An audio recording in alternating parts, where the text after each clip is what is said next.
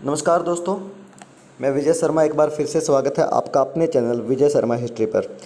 आज मैं आप लोगों के लिए एंशियंट इंडिया के कुछ क्वेश्चंस लेकर के आया हूं। देखिए जी, हमारा पहला क्वेश्चन है, अशोक ने किस बौद्ध साधु से प्रभावित होकर बौद्ध धर्म अपनाया था।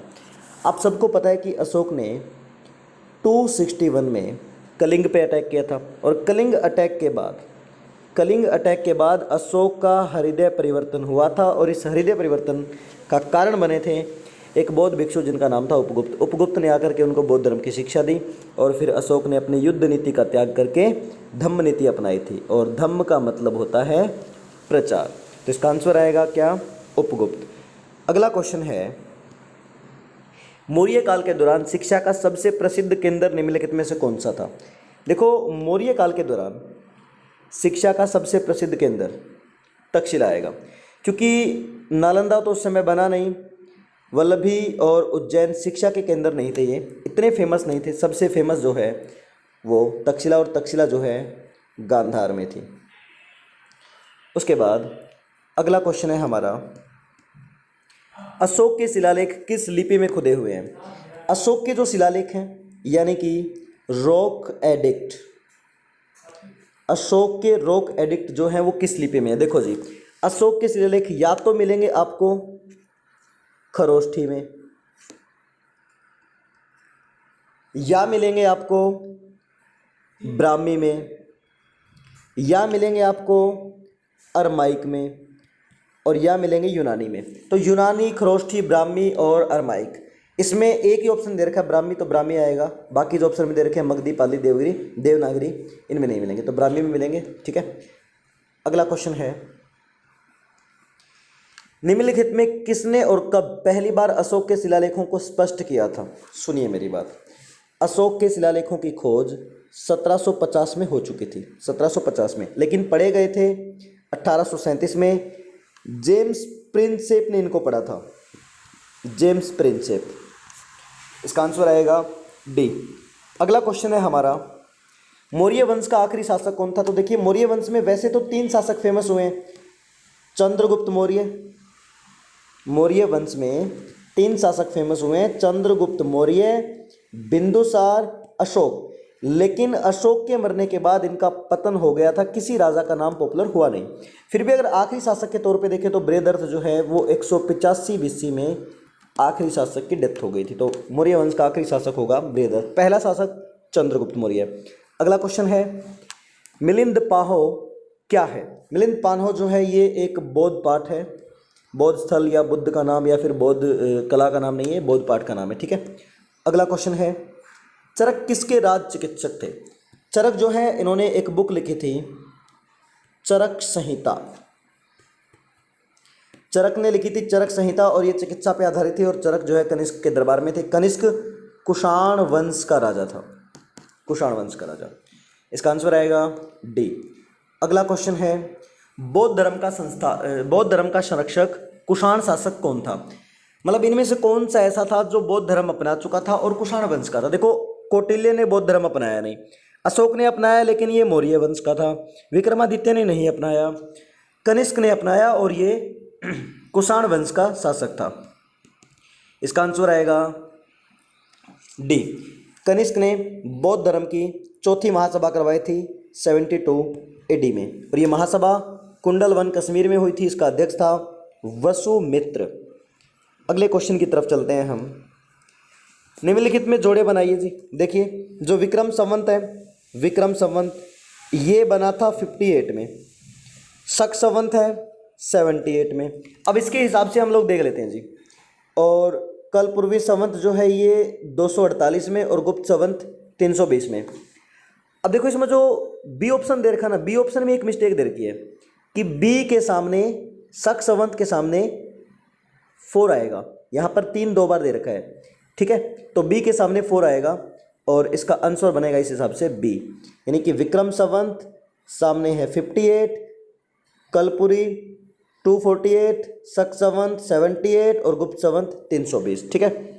अगला क्वेश्चन है, निम्नलिखित में से विद्या की सबसे पुरानी पीठ कौन सी है। सबसे पुरानी यूनिवर्सिटी विक्रमशिला है। क्यों? क्योंकि विक्रमशिला 1050 BC के आसपास बनी थी। ठीक है। तो ये जो है, सॉरी विक्रमशिला नहीं, तक्षशिला, सॉरी विक्रमशिला बाद में होगी। तो उसके बाद देखिए अगला क्वेश्चन है,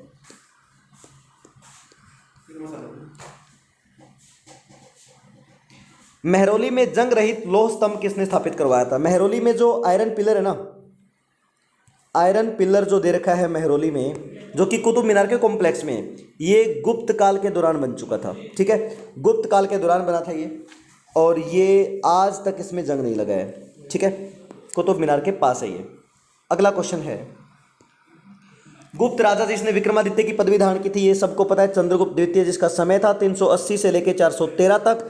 चंद्रगुप्त द्वितीय ने विक्रमादित्य की उपाधि धारण की थी, क्यों? क्योंकि शकों को हराने के उपलक्ष्य में। ठीक है, अगला क्वेश्चन है, लिच्छवी दोहित्र किसे बोलते हैं? लिच्छवी जो है वो नेपाल के वंशज थे, और नेपाल में शादी की थी चंद्रगुप्त प्रथम ने। पत्नी का नाम था कुमार देवी, कुमार देवी के पेरेंट्स थे लिच्छवी, और चंद्रगुप्त का बेटा यानी कुमार देवी का बेटा था समुद्रगुप्त। तो ये लिच्छवी का दोहित्र हुआ, दोहित्र मतलब नाती। ठीक है, तो कमेंट करके बताएंगे दोहित्र को हरियाणवी में क्या बोलते हैं। इसका आंसर आएगा समुद्रगुप्त। अगले क्वेश्चन की तरफ चलते हैं हम लोग। निम्नलिखित में से किसके सिक्के संगीत के प्रति उनका जो है प्रेम दर्शाते हैं?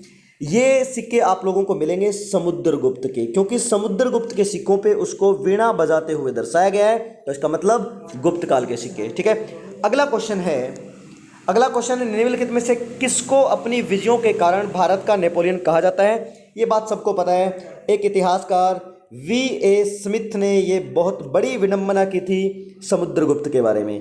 डी ऑप्शन आएगा। क्यों? क्योंकि समुद्रगुप्त ने उत्तर भारत के 9 और दक्षिण भारत के 12 राजाओं को एक साथ हराया था।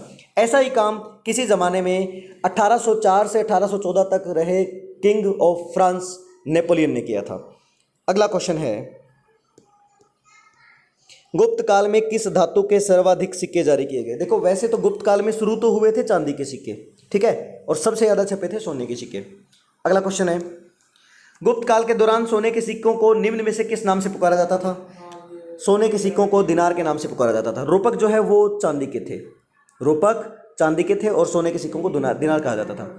अगला क्वेश्चन है, इलाहाबाद स्तंभ शिलालेख में किसकी उपलब्धियां वर्णन है? इलाहाबाद का जो पिलर एडिक्ट है ना, वो बनवाया था अशोक ने। अशोक ऑप्शन में है, लेकिन किसके बारे में लिखा गया उसके ऊपर समुद्रगुप्त की जानकारी मिलती है, और समुद्रगुप्त के दरबारी कवि हरिसेन ने इसके ऊपर एक रचना की थी, प्रयाग प्रशस्ति। ठीक है, तो समुद्रगुप्त आएगा। अगला क्वेश्चन है, किस स्तंभ शिलालेख में समुद्रगुप्त की उपलब्धियां अभिलिखित है? वह सही से वही क्वेश्चन है, इलाहाबाद अभिलेख। उसके बाद अगला क्वेश्चन है, मेघदूत का लेखक कौन है? ये आप सबको पता है, कालिदास। और कालिदास जो है संस्कृत भाषा के थे। कालिदास ने अपने सारे के सारे ग्रंथ संस्कृत में लिखे हैं। ठीक है, और ये चंद्रगुप्त द्वितीय के दरबार में थे। अगला है, प्राचीन भारत में विख्यात चिकित्सक धन्वंतरी ने अपना परामर्श किसके दरबार में दिया था? देखो धन्वंतरी जो है वो कनिष्क के समकालीन होंगे, और इन्होंने आयुर्वेद की रचना की थी। अगला क्वेश्चन है, वराहमिहिर थे। वराहमिहिर जो है एक बुक लिखी थी इन्होंने, वराहमिहिर ने एक बुक लिखी थी। वराहमिहिर की बुक जो है वो है वृत्त संहिता, और वृत्त संहिता लिखने वाले एक प्राचीन खगोलविद थे, एस्ट्रोनॉमर थे। ठीक है, अगला क्वेश्चन है, किसके शासनकाल के दौरान अजंता की गुफाएं बनी थी? ये गुप्त काल में बनी थी, सबको पता है इस बारे में। अगला क्वेश्चन है, संगम काल में रोमन व्यापार का केंद्र था। देखो जी, रोमन व्यापार की जो वस्तुएं हैं वो तमिलनाडु से मिली हैं। तमिलनाडु में जब खुदाई की गई पांडिचेरी के आसपास, वहाँ से कुछ ऐसे अवशेष मिले जिनका संबंध जो है रोमन सभ्यता से है। ठीक है, रोमन एम्पायर से है, और पांडिचेरी में वो जगह है अरिका मेडू। इसका आंसर आएगा बी।